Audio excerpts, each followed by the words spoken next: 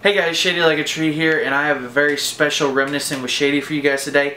It is a live action Reminiscing with Shady on MLB Showdown. This is probably one of the games I've played the most. It's a card game. I thought it was kind of nerdy in a sports context, so I thought I would show this game to you guys because this is a game I played a lot and still do mess around and dabble in today, even though the game no longer is made and exists. So let's get right into it. I'm going to show you my team that I currently use. The build, it's called my team, which is like a build. It's my roster of players. As well as give you a short example game. So let's get right into it. So I thought before we got started I would go over some of the rules of the game. So basically you have a 20-sided die, just like some other games. You have a pitcher and you have a batter. Now you take the pitcher's control number, which is right here on the little baseball. You can't really see that. I'll show you up close when we get down to the table. And you roll the die, and the die plus the pitcher's control number must be higher than the on-base number. If it's a tie or lower, it's this card's advantage. And what that does for you is you roll for the swing, which is another die roll, and if it's the batter won the contest, meaning if the pitch, which is the control plus the first die roll, is high or is lower than this card's on-base number, you get to roll off this card's chart, which is better than rolling off the pitcher's chart because, you know, he's got a lot of outs and not very many hits, but batters have a lot of hits and not many outs. So that's kind of the basics of how you do that. If you have any other questions about advanced rules and stuff, there's a ton of rules to go over. And there's strategy cards involved, and it's really complicated, but I'm just going to play a basic 3-inning game using my #1 starter versus my scrimmage team that I have built, which is kind of it's a mock team that doesn't follow any of the team building rules, but I'll show you my team and then we'll get into the game. Really quickly, to go over the team, your team has 4 starting pitchers, 9 position players, including a DH. Even if you use National League rules, you still have to pay for your DH. And then you can have any number of relievers, bullpen guys, and bench players up to 25. You have to have 25 players, not just up to 25. You have 5,000 points, which is each card is assigned a value. Like for instance, I have Albert Pujols' card from 2005 right here, and his card value is 640 points. To me, it's one of the better first basemen in the game. You know, there's cards. I have a card here in my starting lineup that's 50 points. You know, Roy Halladay's 500. So they vary. I think the most expensive one ever was 860 points, and that was, I think, one of Barry Bonds' cards. There might have been one slightly more than that, but I'm not really sure. Let's go over the team really quickly. And again, you'll see these guys when we do the mock thing, so you'll get better kind of reads on the cards and stats. And I'll put a link to showdowncards.com in the description where you can find all these cards and look up all the info you want. So leading off, I have Richie Ashburn, followed by Craig Biggio. Then Albert Pujols is 3rd in my lineup. And then I have in left field, I believe, Lance Berkman. Then my catcher, Jason Kendall. Ryan Friel plays 3rd base. He has since died. Troy O'Leary's in right field. Carlos Febles, he's my DH. He's a cheapo card. I play NL rules, unless, you know, I decide differently. I play NL rules. Pookie Reese is my shortstop, and he's there mainly because he's good at defense and he was cheap. Starting rotation, I got Santana, which was the best starting pitcher maybe in the game, depending on how you feel about certain things. Roy Halladay is a really good pitcher as well. I got Brad Penny, was good for that year. And then I got an El Cheapo, Jason Jennings, which was only 10 points. Because you only really... I won't get into team building, but yeah. I have my emergency reliever, Ron Vallone. I have another emergency reliever, Mike DeJean. I have my not-so-emergency, but rarely used Chris Rietsma. I have my rarely used, only when my starter does really terrible, Brian Meadows. My setup guy, Octavio Dotel. And my closer, Eric Gagne. This was like in the middle of his save streak. And then I have 5 or 6 10-point bench players right here. Basically, kind of one of the common strategies was to make your bench really terrible to save points and use those points everywhere else. So I always ran with like, you know, 6 to 8, 10-point players on my bench and bullpen to just kind of help that along. So let's get into the games. I know I've stalled long enough, and I'll play a couple mock innings, and we'll get started. So let's do that. Okay guys, so I'm going to go ahead and set up a mock inning, and I'm going to try to keep everything local. So since I live where I am, I've chosen to be the home team. This is my pitcher. This is my scrimmage team's lineup. I stack them just because I don't have the room to lay out the play mat, which is kind of looks like a field in a stadium and things like that. So we're going to go ahead and get into it, and I'm going to roll this. I should note that the loot crate symbol is a 20. You can't see that. There it is. The loot crate symbol is a 20, and then all the other numbers are labeled. So I did this die so it was bigger so you could see it. So let's roll for the pitch. It's a 19. 19 plus 6 is 25. That's better than 12. You also really need to do math in this. So the advantage goes to the pitcher, and so now I will roll for a result off the pitcher's chart. And if I go kind of fast, it's because I know what most of the results are. So 18 is a walk, and just missed it, so he's walked. Now Pierre is on first base, and Franco, who is second, oh,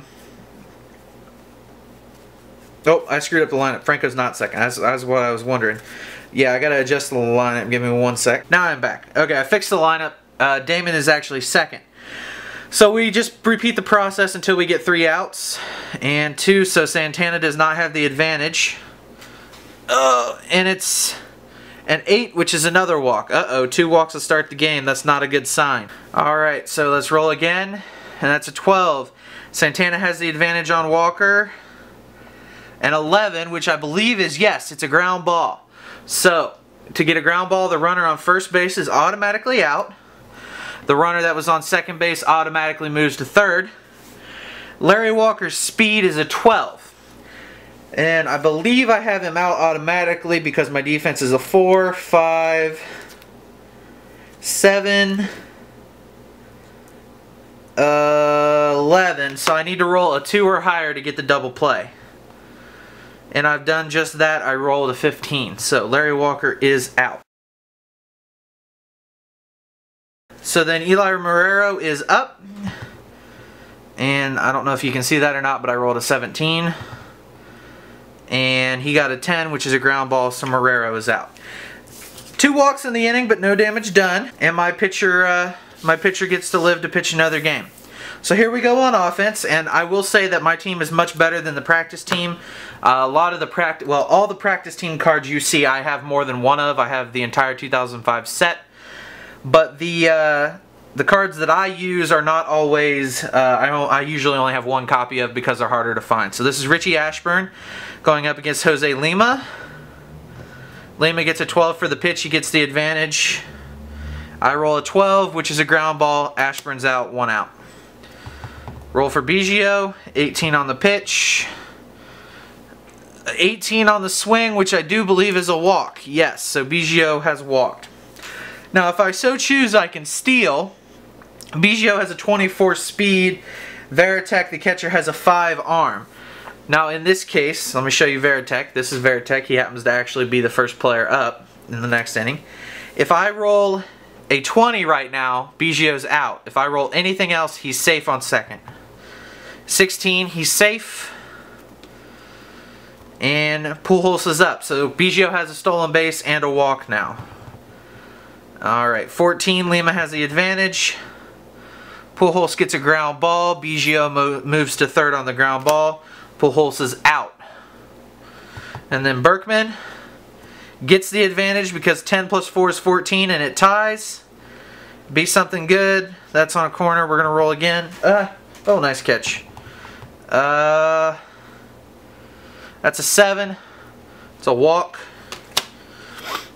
Lima again. 14 has the advantage on Kendall.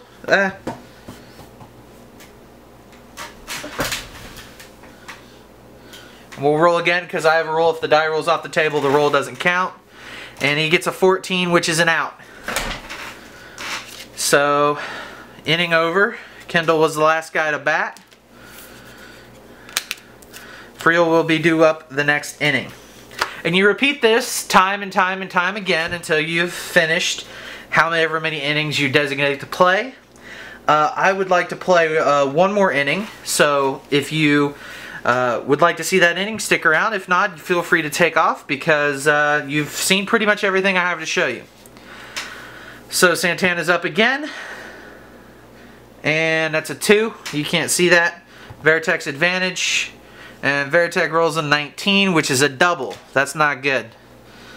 Hernandez is up. I roll a 10. I get the advantage. He rolls a 2, which is a pop-up. That's an out. I don't know if you saw that or not. Julio's up. That's a 4. Julio's advantage. 17 is a base hit. Alright. Now, Veritek can try to score from third. There is 1 out, and he's scoring from home, so he gets a +5 bonus to his speed, which gives him an 18 speed at the plate. My outfield arms, I do believe, are 4. If I'm not mistaken. Yes, it's 4. So, I need to roll a 15 or better to beat him. And I do not. I roll a 14. So Veritek scores and my team is losing 1-0. I roll the advantage against Lamb. And he rolls a 14, which is a fly ball. There's 2 outs. I roll a 20 for the pitch. He rolls a 13, which is another out. So that's 3 outs, and Green would be up in the next inning. Now, I'm going to end the game at this inning. Hopefully my team can pull it out, but probably not because we're at the bottom of our lineup. And since we're going to pretend this is the bottom of the 9th inning, I'm down a run, and they're going to bring in their closer, John Smoltz. And I'm going to try to beat John Smoltz and get a run here. So, it's not looking good with the first pitch. That was a 12. I don't know if you saw that or not. So, Friel is out. O'Leary, not looking good, buddy. That's an 8. That's a strikeout. And Fuebles, that's a 6. So we do win. Give me something high. Give me something high. 14. Base hit. Alright. Now I think I have a pinch hitter for Pee Wee Reese. Or Pokey Reese. Who do I want to pinch hit for him? I want Charles Johnson to pitch hit for Pokey Reese. So Pokey's out of the game now. Charles Johnson's hitting in his spot. I put him over here with the starting pitching over here off the screen. So, dropping it. He rolled a 1 for the pitch. CJ's got the advantage. And he gets, is that a 9? That's a 9. So he walks. Oh boy, we got the top of the order up. That's a 9. That's a tie. Come on, Ash. 17, that might tie it up. 17 is a single plus. So because there were 2 outs, the runners move on the pitch. +5 for home. Fuebles is safe because he cannot be beaten. I know that the opposing arms, I think, are only a +2. Yes, they're only a +2, so he cannot be out. He scores. And just like that, Biggio's up, and we have tied the game. Smoltz has blown the save. And look at that. 18 for the pitch. Come on, come on. What was that? I picked it up too quickly. That's a 15, and that's a fly ball out. So Biggio is out. Hey there guys, Shady Like a Tree here, and now that I've managed to show you the game and show you how it's played, I thought I'd talk about it for a couple minutes. You're going to be watching some MLB The Show gameplay from my online franchise. I did a fantasy draft, so the rosters are a little screwed up for those of you that follow baseball, but I thought that this was really the only appropriate thing I had that kind of went along with that, so I'm going to cut that game up appropriately and kind of show you the highlights from that game that I played. It was against the Pittsburgh Pirates. But anyway, this game, it came out in 2000. I found it shortly thereafter because of my cousin. I have played it for all 5 years. It was a lot of fun, and it also kind of had its good merits. It helped me to get better at math. You know, I know 490 and 510 is 1,000 without having to think about it because those are 2 common point values that were associated to some of the better players. on the team. So I kind of know I can do math and especially addition a lot faster because of this. Because I used to do these in my head, and I used to do them quickly in my head because I would build teams over and over and over again, and I would tinker with my team and lineup and this, that, and the other so much, just trying to find, you know, the best statistical team and the team that I like the best. Because you know, there's a lot of people who feel like you can play it a lot of different ways. You can do the aggressive style, which is basically spend all your points on your bullpen and on your hitting, and then spend like as little points as possible on your starting rotation. Then there's people like me who prefer a balanced approach. There's people who like to get the 4 best pitchers they can and get like 2 good relievers, and then kind of just have a bunch of average guys, you know, kind of be the hitters, you know, a bunch of low points average guys that play good D. So there's a lot of different ways to play it, but you know, for me, I was very much more a top heavy lineup and a top rotation lineup, and I was willing to sacrifice kind of the 4th game out of the rotation just because, you know, I wanted to have better players all around.